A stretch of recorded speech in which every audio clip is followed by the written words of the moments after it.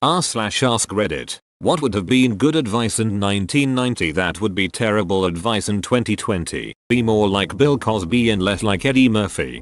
Ice Cube will be dead or in jail while Bill Cosby will always be the family-friendly lovable actor/comedian. Just show up to the airport an hour before your flight. You'll make it in plenty of time.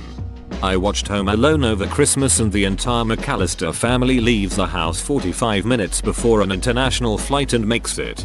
We just watched the second one, where Kevin accidentally flies to NYC, and he bumps the lady holding all the boarding passes and they spill everywhere, and they're just like Nassport. Go right on ahead onto the plane without us even identifying you and your minor. It's okay.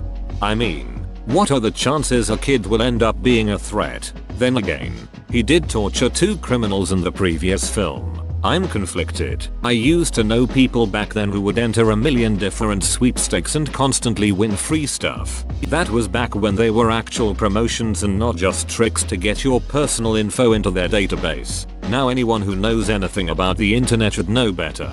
That was my childhood during the 90s. I entered a bunch of sweepstakes broadcasted during Saturday morning cartoons. All I had to do was mail a letter with my name and address and pray that I would be selected. I never won the grand prize, but I didn't win several of the second or third prizes available. They included board games, toys and t-shirts. My favorite prize was my Game Boy Color. Now as an adult, I'm skeptical of these sweepstakes and would never willingly share my information.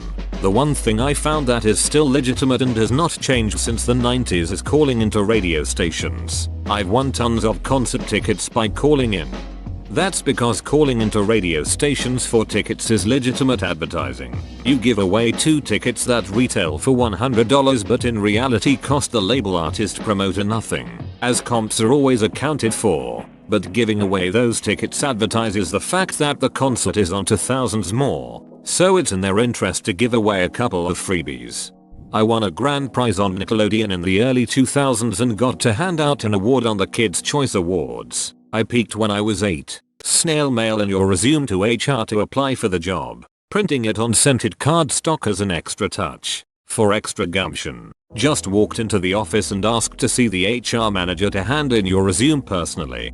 This actually worked for me just a couple years ago. I was working roofing and I am absolutely terrified of heights, so I was ready to do anything to get out. I drove by a park and saw a guy mowing grass, so I dropped in and asked if they were hiring. They said no but took my resume just in case. 2 days later I get a call asking if I could come in for an interview on Monday. I say no BC, I had my roofing job, so they ask if I could get there in an hour.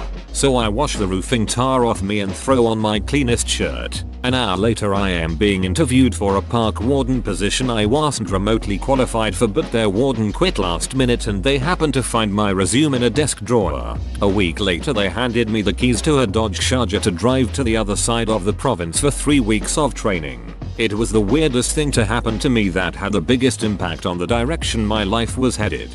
That's awesome. Are you still at the warden job? If you have any info on how to get into that line of work, I'd love to know.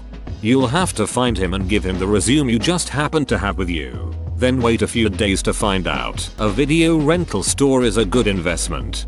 Yep, invest in Blockbuster.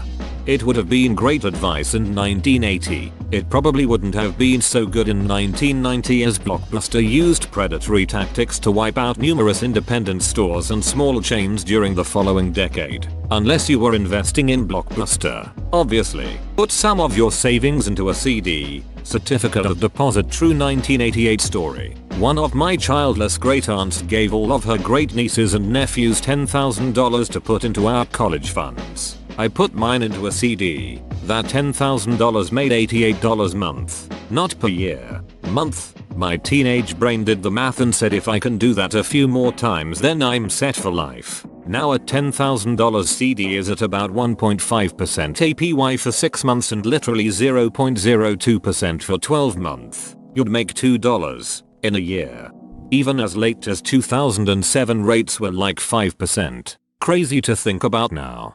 I used to be really into reading financial advice blogs, and reading the older posts on them is just depressing. Put your medium-term savings goals in a high-interest savings account with 5% returns. At age 18, I put money into a CD with an interest rate of 7.5%. When the CD came up for renewal, I used the earnings to take a vacation. I miss being able to passively earn money.